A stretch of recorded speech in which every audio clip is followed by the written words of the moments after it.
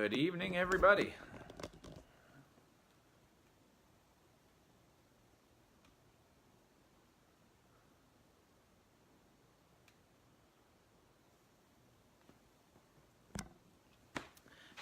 Good evening, everybody, and happy 2019. It is crazy that we are here.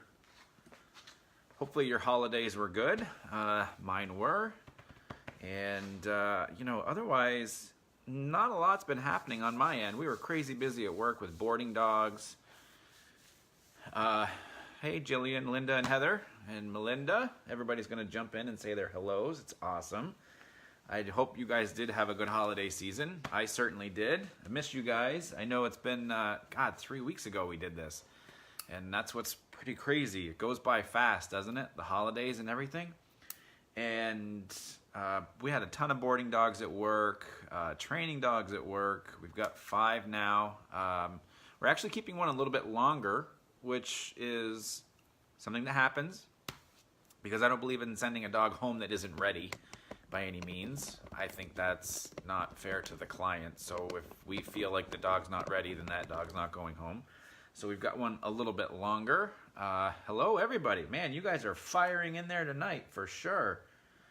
Michelle and Nancy, Whitney, Stacy, Cindy. Jeez, you guys. Man alive. Christy, Diane, Jen, Birch. Wow. Holy cow, you guys. What a way to start 2019. Audrey and Fran. Holy cow. Tim, Happy New Year all the way in Alaska. Yikes, here we are already. Anyways, so we had a ton of boarding dogs.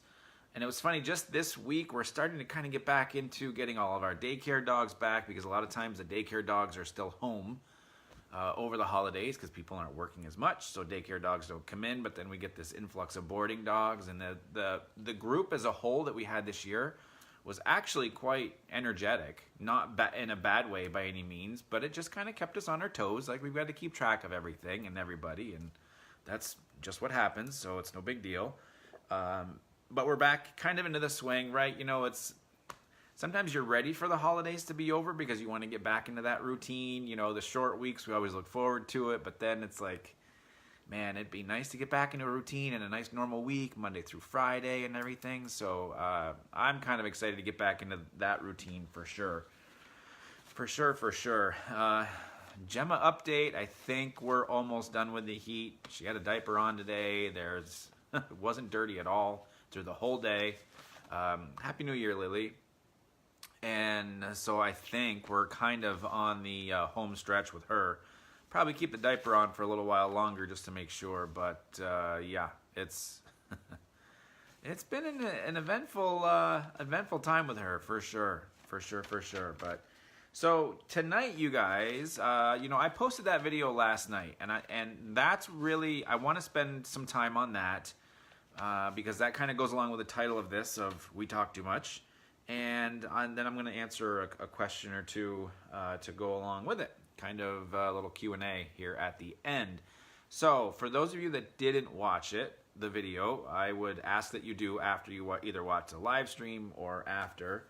And so it was very interesting because I had this video sent to me and from a person that is on this page. She is in Western Canada. I don't know where exactly. And she sent me this video of her dog reacting. Now, if you'll notice my instructions on the page to you guys was not that we're judging the owner, is to just pay attention to the dog. And I don't know why I did this, but it was something different that I did with my staff because I had it on my phone, obviously. It was sent to this Facebook page. And when I showed it to Serena and Renee, I actually cranked the volume and put my phone down, face down, so they couldn't see what was going on, but they had to listen. Now, I will tell you the big caveat to this whole thing is that this dog's owner actually tried to find somebody for him to react to, and she actually tried to pretend that she was a little nervous too. So I know there was a few of you that were talking about what she was doing wrong, and that's what you got out of it. But here's the thing, is that you guys weren't aware that she was trying to set it up so she could send me the video so I could see how he normally reacts in case he didn't react. So and again, I thank her for doing that for us too, because it always brings on discussion. It always brings on, you know, the what ifs, a different dog, a different body language, that type of scenario. So I thought that was pretty good for her to do that. Very gracious of her. So it's interesting though, because as I've listened to this a few times over, I don't know, probably the last almost a week I've had it since we chatted, I think, or close to it. You know, I've listened to it and listened to it and listened to it. And without watching the video and just listening, it's amazing how much we talk to our dogs. Now, again, in her defense, she set this up and she pretended she was nervous, so she was probably talking way more than she normally does.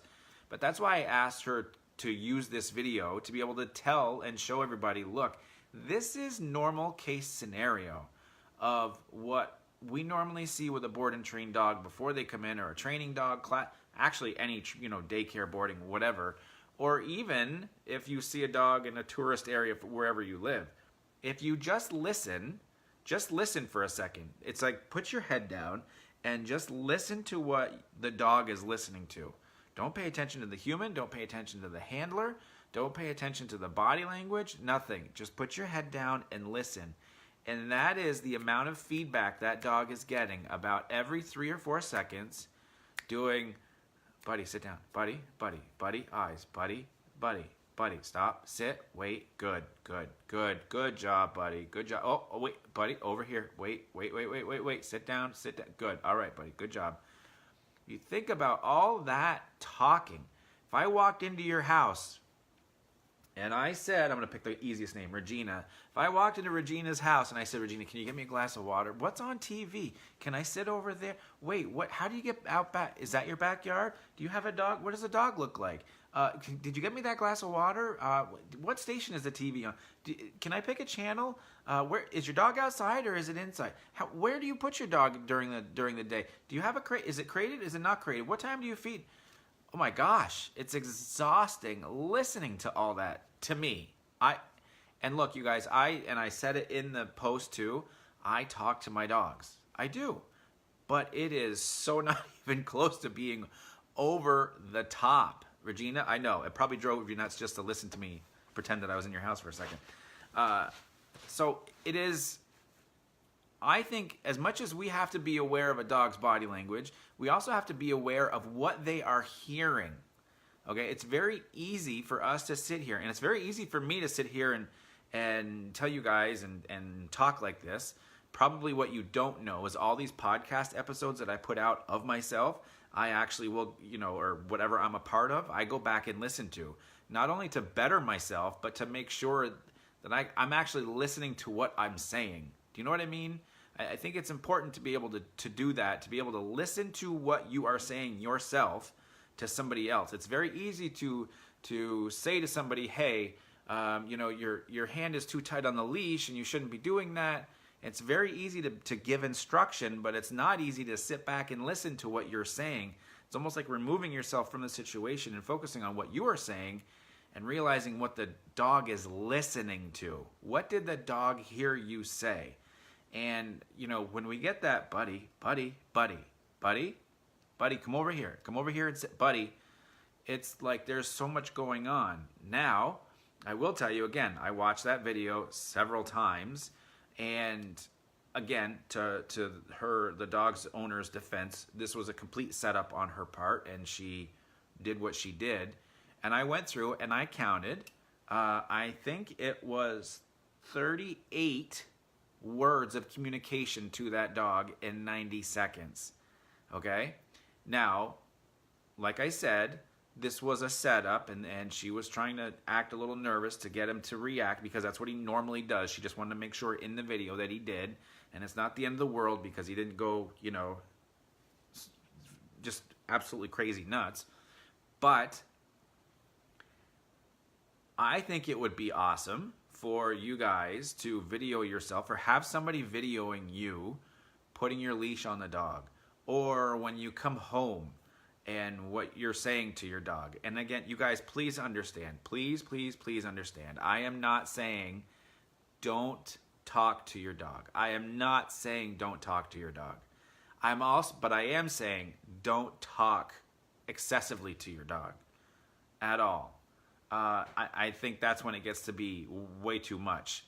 And then I also think to a degree that by talking so much, I sometimes feel like we're starting to put all of our baggage on the dog. Do you know what I mean? Like if you have a bad day at work and maybe it's just you and the dog living at home and you get home and you're like, oh, buddy, my boss, he was being so unfair to me and I just didn't like it. And oh my gosh, I don't know if I want this job and I'm thinking about looking somewhere else. And then I have to get a resume and I'm going to have to go through interviews and I just don't know if I should do this. That's a lot of baggage for your dog to carry just on a daily basis. So just be aware. That's all I'm saying out of this whole conversation with you guys, is just be aware of what you are saying to your dog. I don't care if you have 3 pages of commands that your dog knows or 30 pages. That's perfectly fine if something represents a behavior that you want your dog to do, or if your dog knows 30 tricks, that doesn't bother me. I'm not going to preach that, if you will, at all. What I'm going to tell you guys is to be aware of what you are saying. Be aware of how many times you are saying it. Be aware of when your dog actually hears it, because that's another key, is that you can say your commands if you give commands, or if you're in that moment where you're like you need something from your dog, you can say that command, but at what point does your dog listen to that command? Do you know what I mean? And I think that's important too. So tonight is a big awareness type show, because it really revolves around knowing what your dog is actually listening. For the past couple of days at daycare, I didn't tell anybody that on my staff this. And I do that sometimes. I just test things without saying anything to anybody because I want to listen to it and do it first and then talk about it. But the last couple of days at daycare, as I'm in the middle of the room, in the middle of the group, I just kind of put my head down and I'm just listening, or I might just look over to the side and I'm just listening. Trying not to pay attention to anything else going on. I'm not looking at body language. I'm not looking at who's sniffing who, nothing. I'm just listening. Granted, we have conversations with each other, obviously as a staff, you got to, but also just listening to how we each interact with a dog and the sounds that we make, and whether it's a snap or a hey or a clap or whatever the sound may be. I think it's important that we understand what the dog is listening to as well. So, picture it this way. Let's kind of do a role reversal. This just came to my head. Let's do a role reversal. Have you ever gone into a shelter where the dogs are constantly barking, right? You have all these dogs that are up for adoption, and here comes somebody down in front of their kennels, and there's all this barking, and they're talking to us, right? They're talking to us in a different language, just like we're talking to them in a different language. And it's just on and on and on and incessant and over and over and over and over and over and over and over. And to us, how long is it before that gets to be a little annoying to us, or it gets to be a little much? And then what happens when you walk into the other room and all that sound goes away and you go, that's better. It's quieter. Kind of role reversal, right? We're talking all these words. Your dog knows commands. And then there's words that they don't know that they're listening to, just like there's barks that we don't know what they're saying, right? And then when there's finally a break in it for us, right? We go out of the room, we go, And then to them, when there's finally a break in it, guess what? To them, I'm sure there's like peace and quiet. Now, some dogs can probably look at that and go, oh, that's nice. Other dogs probably go, I can hear better. I hear different sounds, right? Because it's so quiet. I hear something totally different. Hear something totally different. So there are certain times where things get so quiet. We've done this with some of the training dogs in one of the training rooms, or if I meet with clients, things get so quiet, you can actually hear the second hand on the clock ticking, right? All of a sudden it gets so quiet and you hear tick, tick, tick, tick. Like, wow, I don't think I've ever heard that clock from this far away before, which is crazy. It's crazy. But again, I'm always about becoming aware. And you guys, these phones, these things aren't going away, and they are such an excellent use for us to practice and to learn from and to see.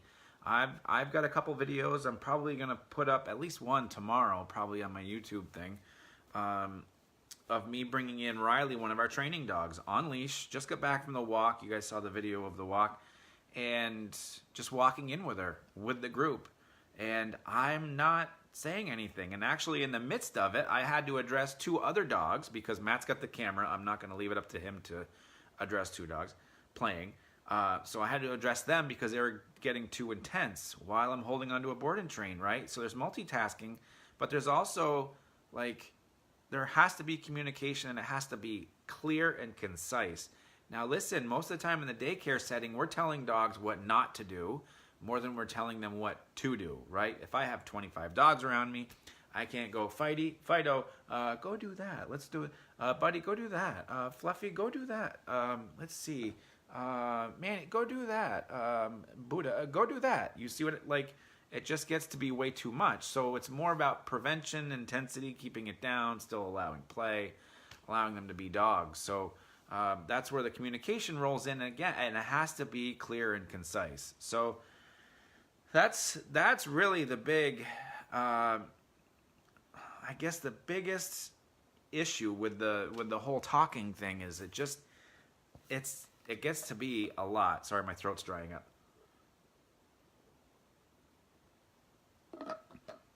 So for those of you that haven't watched the video, I would say go back, right? Hit play, put your phone down, face up, just listen. And maybe you do that 2 or 3 times. Just listen. And know that the owner set it up. The owner threw in some extra words just to be, to get the reaction for the sake of the video, to make sure that she conveyed to me what the dog was doing most of the time. So watch that and just listen. That's all I want you to do is listen. We're not talking about what she's trying to get the dog to do, not do, nothing. Just listen. That's all I want you to do. Become more aware of what the auditory, you know, what that dog hears, because I think that's super important. I don't think it's talked about enough. And maybe this might be my little, you know, what's it called when you're kind of on that subject for a while? I can't think of it.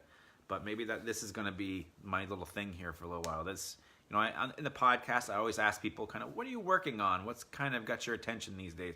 To me right now, this has got my attention. It just is like, man, it's listening. You got to listen.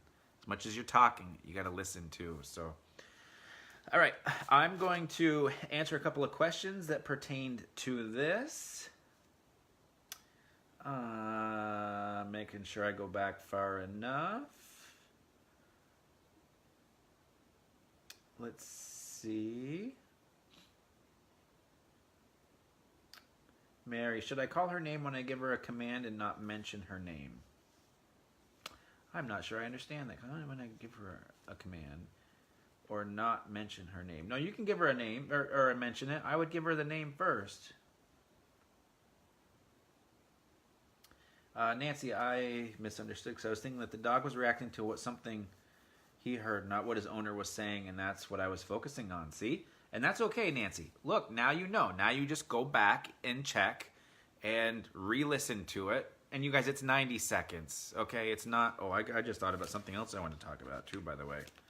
Hold on. This is how my brain works sometimes. I'll be right at work, and all of a sudden, midstream, I'm like, oh, I got to write that down so I don't forget it. Hey, Eric, the Birch, how can you tell if the dog is actually paying attention to what you're trying to teach? Huh, they should be focused on you. If they've got their back turned and not listening, then that's all there is to it. Sure enough. Rant. Nancy, rant might be too strong of a word. Tangent? We're close. Still not the right word I'm thinking of. Whitney, I appreciate the reminder. I most definitely talk too much to my girl, but think that sometimes it's me talking through what I need to do in a given situation. Absolutely. And I would agree with that too, Whitney. And sometimes you do have to kind of talk through that situation. But I'd much rather you do that internally too. Because again, I don't... it's just more noise for the dog too, right? You know, if we're going along and it's like, okay, buddy, we're gonna get through this. It's gonna be all right. You see that the sketchy dude over there is gonna be okay, but don't worry about it. Stop, don't wait. You know what I mean? Like there's a lot of noise going along in there for sure, for sure. Let's see. Okay, so I think you guys get the gist. Spend your 90 seconds, okay? Just go back, just listen. That's all I want you to do. Don't worry about watching it. You can watch it after if you want to, obviously. But just listen. That's all. Because now it's going to create an awareness within you. So tomorrow, when you wake up and you start doing things with your dog, now you're going to be aware of it. And once you know, then you can't not know, right? So that's a big part of it. So this 90-second thing, this just popped in my head. You guys know that Jemma's been in her heat. She's had this diaper that she's been wearing every day for these, we're on our tirade. By the way, you guys, that's my mom. Tirade, that might be a good one. Yeah. Let's see. So the diaper thing, so she's had her diapers on for about 3 weeks. And look, like the diaper's got a little, I should have brought one down. Diaper's got a little hole in the back, right? So I've got to grab I got to put my hand through the hole. I grab the tip of Jemma's tail, right? I pull it down, and then I can grab her tail, and then I, push it all the way down her tail, and I got to wrap it up and under and Velcro and the whole thing, right? So in the beginning, she's kind of moving around, what are you doing to me, right? You're kind of pulling on my tail.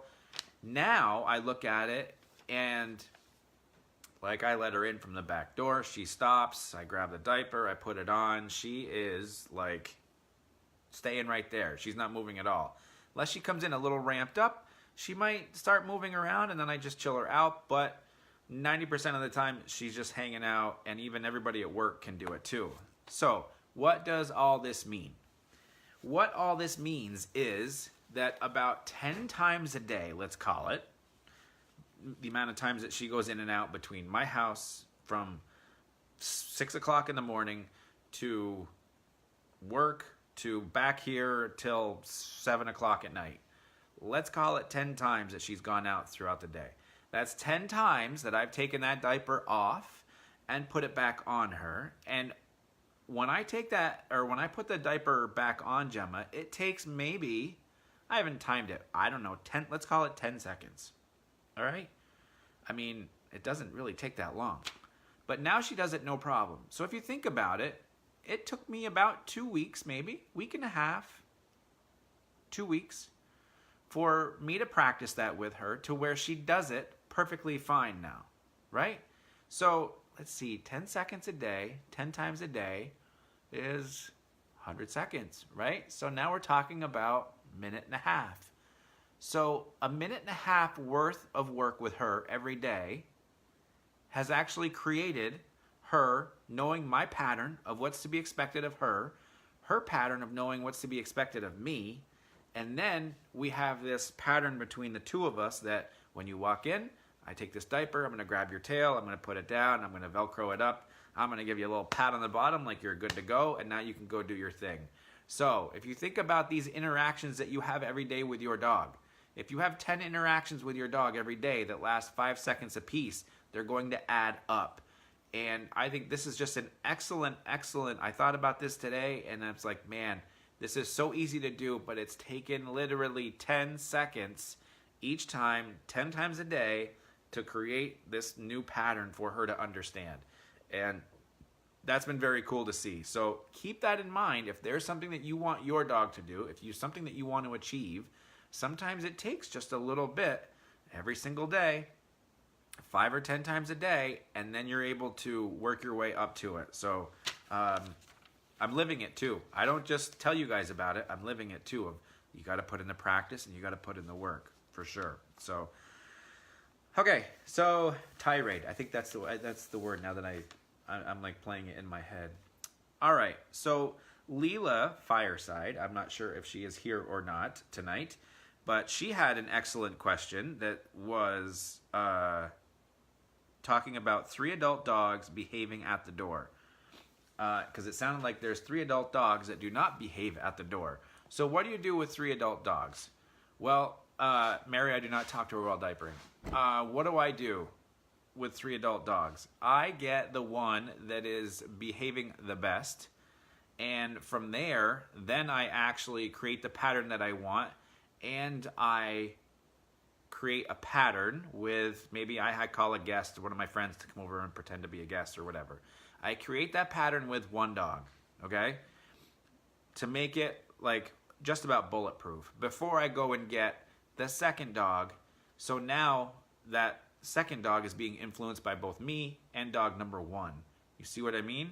So we've created again a pattern, here we go again, of this is the energy, this is the vibe that I want to create. So then when you get this, the 1st dog and the 2nd dog, you know, way under control, just about bulletproof, is when you bring in the 3rd dog. So now you have 2 dogs and a human, right, that are going to be influencing the 3rd dog. So now you're really creating this whole vibe within you and the 3 dogs. So it's not a 3 dogs at a time thing. You know, if you have that ability, great. Or if you know somebody that has that ability as far as a trainer is concerned, then great, then you can do it. But sometimes it gets a little overwhelming for the client to have to deal with 3 dogs at the same time and balance that around. I've certainly helped the client in the past with 4 dogs. I think there's still some work going on there, but it takes some time. It's not a quick fix, for sure. So that's really what it boils down to. Let's see here. Yeah, Mary, I don't talk to her while diapering. There's no need to.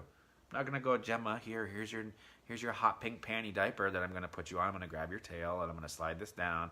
I'm gonna bring the Velcro up and like, you know, I mean, I may say good girl at the end, but it's gonna be like, good girl, go on. You know, it's not gonna be like, oh, you're so cute, you're so pretty, that's why you got the diaper. Come on, right? Come on. Let's see. Nancy, one of my dogs hates his nails done, so using that technique, maybe I should do a nail a day. Right, or you can also look at it this way. Now, this is sometimes where I've used food. I've actually got a YouTube video, Nancy, on nail trimming. Just to go on to YouTube, do Vermont dog trainer nail trim, and I did a video with this dog. I think his name is Buddy, actually. It's funny I'm saying Buddy tonight a lot. I did this video with him where I'm working on desensitizing his nails because he gets really ramped up. And I had food in that case because his state of mind was even enough. It wasn't like really intense and he wasn't like petrified, but he loves his food. So guess what? I found his in to get it done. So if this was the clipper of, right, that I was using, sometimes we just touch their foot, touch the nail with the clipper, and then give them a treat, right? This is all desensitized, counter conditioning. I hate all these big words. It's like, whatever. But I'm just going to create a new sensation for him and a new association with that. So it's touch and you give him some food. And then it's touch and then you give him some food. And then when that's like automatic, so then I touch and hold it a little bit, right? And then I give him some food. So it just takes some time, and if it's not consistent, then you may not be consistent either, right? We have to, in order to get consistency, we have to provide consistency. That's all there is to it. We can't expect it if, you know, if you told me if you did it 5 times a day for 3 weeks and there isn't any consistency, I'm still going to probably say, I need to see some video of it, because I do. I can't really tell you you're doing it right or wrong without seeing it. So, but yeah, you know, small doses are perfectly fine, you guys. There's nothing wrong with it, for sure. All right, the other one, I can't remember who it was. Sorry, I forgot your name. Darn it, and I don't want to lose my spot here. But somebody asked, and this is a good question, about the structure and schedule for one of our board and train dogs once they get home. I used to be very military-esque with our board and train schedules, and I have come very far off of that. I think it's very important for the foundation to be set. And look, here's the thing, like when a board and train comes to us, people always ask, the $1,000,000 question is, okay, my dog misbehaves at home. Why would sending the dog to you be the best case scenario? Well, sometimes it is, and sometimes it's better if I come to see you and do it in your home, for sure. However, in other cases, the removal of the dog from your home into my facility is that we get to work on creating new habits. And we need to create those new habits to be able to, for that dog to carry them into other aspects of its life and into its training. So for a dog it needs socializing, let's just throw that out there for ease of this conversation. For dogs that need socializing, I am going to socialize that dog with many dogs day after day, 2, 3, 4, 5 weeks, whatever span we have. But think about the amount of dogs that training dog is going to come across. Think about the personalities, the body language it's going to read, everything, right? So we're going to throw a lot of things at that dog to be able to create a new habit and a new pattern for that dog. Now, how do you carry that on at home? Well, there's obviously leash work that goes along with it. There's reading of the body language. So sure, we absolutely have to train the client how to do it, but we can train the client day after day, but if the client doesn't change what they do, then the training is all for naught. So there also has to be a change in schedule or a change in routine at home with how the dog is being dealt with. So once that is in place, once that model is there for everybody, once we have a game plan, that structure really depends on work schedules, school schedules, who's home, who's not, how long has somebody gone. So that all has to come together. Now, that foundation has to be built at home, again, because we're taking those new habits that are learned over here, and then we have to put those new habits into the home too. And it takes some time, you guys. It's all there is to it. It takes some time. If you think about it, if a dog can learn that quickly, there's no reason for it to come to a board and train, because if you teach it that quickly at home, it should happen that quickly anyways. So that structure at home will change because the focus will be on your interactions with that dog and showing that dog that there is a structure to learn from. So there's no cookie cutter program that says, okay, your dog needs X, Y, and Z every single day, because not every dog that comes to me is an X, Y, and Z dog. And your schedule at home, not everybody works at the bank 9 to 5, Monday through Friday either. So it's very customized, that schedule and that program at home for what's happening. Now, to give you an example, I don't know if you remember, I put a couple pictures up of the dog named Evie that we had in for training that we just focused on crate training because she was... They can't leave their dog home alone. They take it everywhere with them. And she hasn't done well in a crate in the past. So we had to create that new habit at work, in different places, in different rooms at work, before we can take that dog at home, bring those newfound skills, put it back into the environment where it didn't behave as she wanted, as the owners wanted her to, but we carry those new habits over and put it into the old environment to create like a new environment and a new routine. So what are, like, for example, this is what happened that we did with Evie. Was Evie's owners are very the husband and wife are very, not opposite schedules, but kind of, one's up very early in the morning and the other one's not up very early, and then you've got one up really late at night and the other one's not really up late at night. So there's kind of this overlap, I guess you can call it. But one of them is able to get out, take her for a walk, right? So how do you do crate training at home? Well, crate training at home, in this case, has to be done while the owners are there. We can't just stuff her in a crate because she just spent 2 weeks at Ian's and now she's good to go for 6 hours in a crate home alone. Like, no, it doesn't work. That's not how we transition things smoothly. It has to be done in short bursts. So the dog gets walked, the dog gets fed, and then it goes into the crate for maybe a half an hour or an hour while the owner is there working from home. And then the owner gets the dog out, and it's middle of the morning, late morning, lunchtime. Guess what? Dog goes back into the crate for a couple of hours while the owner is home.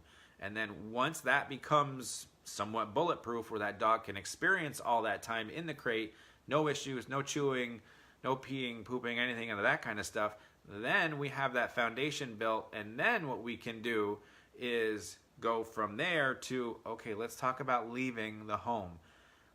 You guys, the more I've learned, probably in the last month, I've learned that I need to be taking more time teaching a dog, right? And I need to take more time in creating a better foundation for the dog to be more successful. And it's not always that, and I've told you guys this, it's not always a quick fix. There's not always a quick answer. I've also got to listen to that myself. This goes back to the beginning of I've got to listen to what I'm saying. So yeah, it could be very easy. I'm sure somebody could say, hey, Ian, just do this. Just put her in the crate in the house, give her a Kong to chew on, give her 4 Kongs, frozen Kongs full of peanut butter to chew on. She'll be good for 6 hours. She might, but I don't want to depend on something with her inside of that crate to keep her occupied. I want that crate to mean to her that it's downtime. This is a nice place to be. This is relaxing. This is quiet, you know. Now, they have her crate in another room from like the family room. Well, sure enough, the day after she gets dropped off for training at home, I get an email, and in part of that email it says that Evie actually walked into the other room and got into the crate all by herself. Like, case closed. Creating a good sensation for her. This is all foundation work, and then we work into the client being able to leave their dog home and being able to go out and maybe having dinner together. And it's, yeah, so it's pretty cool stuff. I'm certainly taking my time and learning more, and I think I'm excited about 2019. I hope you guys are too. I've ranted on here forever, it seems like, for you guys, so hopefully it's not boring you to you guys, but it's got some good stuff. I've got a lot on my mind. I've got a new project starting. Hopefully you'll be hearing about it maybe by the end of the week. And yeah, it's just, I think it's going to be a busy 2019. So I'm going to sign off for the night, you guys. I hope you have a wonderful night. Thank you for jumping in. This was like a huge number too for the first start of 2019. If you got something out of this, tag somebody you know, a dog owner you feel like might get something out of it. That would be great. I want to grow this page to be able to teach as much as I can, for sure. Just to be able to educate people and teach us to listen, right? Just teach us to listen, for sure. So you guys have a great Tuesday. Happy training this week. I will see you next Tuesday. See you guys.